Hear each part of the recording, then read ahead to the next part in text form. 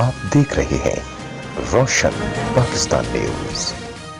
Rahmanirrahim. Sayın Başkan, Pakistan Milli Meclisi'nin ve Senatosu'nun saygıdeğer üyeleri, hanımefendiler, beyefendiler, sizleri selamların en güzeliyle, muhabbetle, hürmetle selamlıyorum. Esselamu Aleyküm ve Rahmetullahi ve Berekatuhu.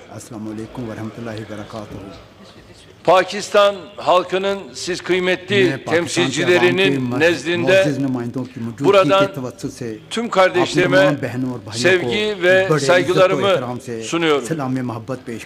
Pakistan'a yaptığım bu resmi ziyaret vesilesiyle sizlere hitap etmekten büyük bir memnuniyet duyuyorum.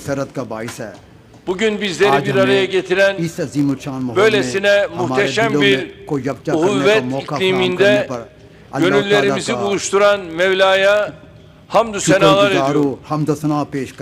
Şahsıma bu oturumda hitap etme fırsatı verdiğiniz için her birinize ayrı ayrı teşekkür ediyorum. Sözlerimin hemen başında her birinize Türkiye'deki 83 milyon kardeşinizin Türkiye Büyük Millet Meclisi'nde milli iradeyi temsil eden tüm milletvekillerimizin selamlarını iletmek istiyorum.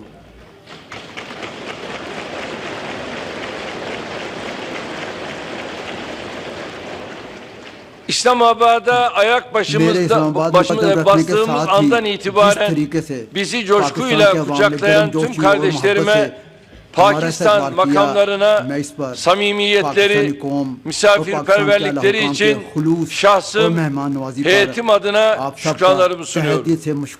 Biz burada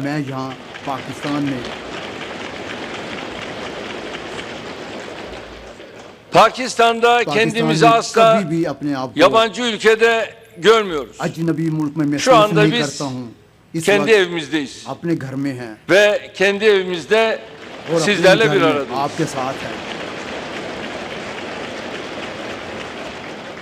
Asya'nın en önemli buluşma noktalarından birinde, İslam dünyasının mümbit coğrafyasında kendimizi evimizde hissediyoruz. Türkiye ile Pakistan arasındaki kardeşlik bağları dünyada pek az ülkeye ve millete nasip oldu.